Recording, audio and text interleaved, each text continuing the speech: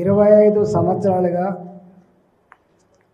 మీ కళ్ళ ముందు ఈ స్థాయికి ఎదిగిన బిడ్డను నేను. తెలంగాణ ఉద్యమ నాయకుడిగా, ఆ ఉద్యమానికి నాయకత్వం వహించిన నాయకుడిగా, తొలి ఆర్థిక మంత్రిగా, ఆనాడే ఈ హైదరాబాదులో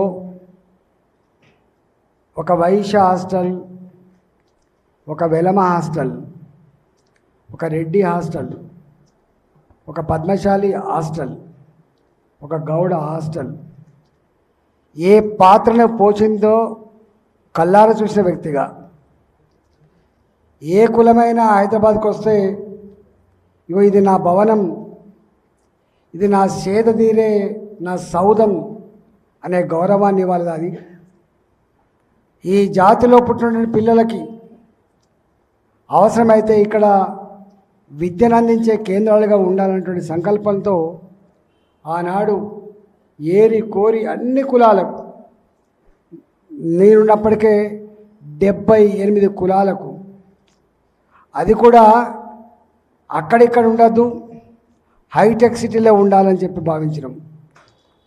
మేమన్నాం, మీరు ఫస్ట్ హైటెక్ సిటీ ప్రిఫర్ చేసుకుంటారా, ఉప్పల్ బగాయి ప్రిఫర్ చేసుకుంటారా అంటే ఒక్కొక్కరు ప్రిఫర్ చేసుకుని కూడా ఇచ్చినాం. అవన్నీ కూడా రేపు అవి మన సౌదాలుగా, మన యొక్క ఆత్మగౌరవ కేంద్రాలుగా ఎదగాలని చెప్పి మనస్ఫూర్తిగా కోరుకుంటున్నాం. ఆనాడే నాకు తెలిసి 10 కోట్లు, 5 కోట్లు, 2 కోట్ల రూపాయలు చొప్పున కొంత ఇచ్చిండ్రు. ఇవైతే పునాదులు లేపుకోండి, ఆ తదుపరి కంప్లీట్ చేయించే బాధ మాదనుకున్నా. కానీ నేను అది ఎక్కడైందో తెలియదు.